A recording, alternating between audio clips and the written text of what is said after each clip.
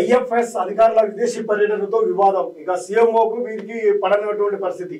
ఒకరు తీసుకున్నటువంటి నిర్ణయం ఒకరికి నచ్చదు.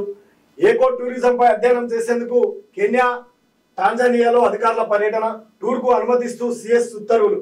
తనకు చెప్పకుండా ఎలా వెళ్లారంటూ అధికారులకు పిసిసిఎఫ్ డోబ్రియాల్ మెమోలు.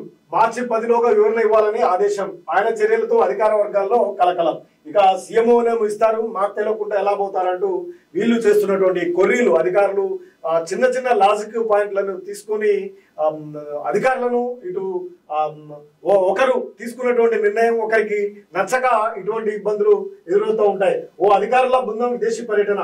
ముఖ్యమంత్రి కార్యాలయానికి PCCF principal chief collectorates of forest కు మధ్య వివాదం రేపింది. సాక్షాత్తు ప్రభుత్వ ప్రధాన కార్యదర్శి శాంతకుమార్ ఇచ్చిన ఉత్తర్వుల మేరకు ఐఎఫ్ఎస్ అధికారులు విదేశీ పర్యటనకు వెళ్ళగా తనకు చెప్పకుండా ఎలా వెళ్లారంటూ వారికి పిసిసిఎఫ్ నోటీసులు ఇవ్వడం కలకలం రేపుతుంది. ముఖ్యమంత్రి కార్యాలయ కార్యదర్శి చంద్రశేఖర్ రెడ్డితో పాటు మరో 6 ఐఎఫ్ఎస్ అధికారులు ఇటీవల కెన్యా, టాంజానియా దేశాల పర్యటనకు వెళ్ళి వచ్చారు. ఏకో టూరిజం కు, భారీ జూ పార్కులకు, వన్యప్రాణుల వైవిధ్యానికి ప్రసిద్ధి అయినటువంటి కెన్యా, టాంజానియాలో ఆ అంశాలను అధ్యయనం చేయడానికి అధికారుల బృందం వెళ్ళొచ్చింది.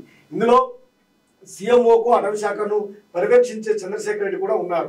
ఆయన సీఎం రేవంత్ రెడ్డితో నేరుగా సంబంధాలు ఉన్నటువంటి వ్యక్తి. విదేశీ పర్యటన గురించి సీఎంతో చర్చించకుండా ఆయన వెళ్లే అవకాశం లేదు. అంటే అధికారుల బృందం పర్యటనపై సీఎం కు సమాచారం ఉంటుంది. అయినా తనకు తెలియకుండా విదేశీ పర్యటనకు ఎలా వెళ్లారంటూ ఆ బృందంలోని అధికారులకు టోబ్రియల్ నోటీసులు ఇచ్చినట్లు విశ్వసనీయంగా తెలిసింది.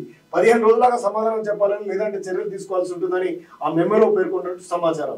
సీఎంఓ కార్యదర్శి అయినటువంటి చంద్రశేఖర్ రెడ్డి మినహా ఆ బృందంలోని ఐఎఫ్ఎస్ అధికారులకు ఈ మెమోలు వెళ్ళాయి. దీంతో వ్యవహారం ప్రభుత్వంపై తీవ్రమైనటువంటి దుమారం లేపుతుంది. అసలు ఏం జరిగిందంటే, రాష్ట్రంలో ఏకో టూరిజంను అభివృద్ధి చేయాలని ప్రభుత్వం నిర్ణయించింది. ఇందులో భాగంగా అధికారులు ఇతర రాష్ట్రాల్లో, దేశాల్లో పర్యటించి ఏకో టూరిజం అభివృద్ధికి అక్కడ ఉన్నటువంటి పరిస్థితులు అధ్యయనం చేయడానికి వెళ్ళారట.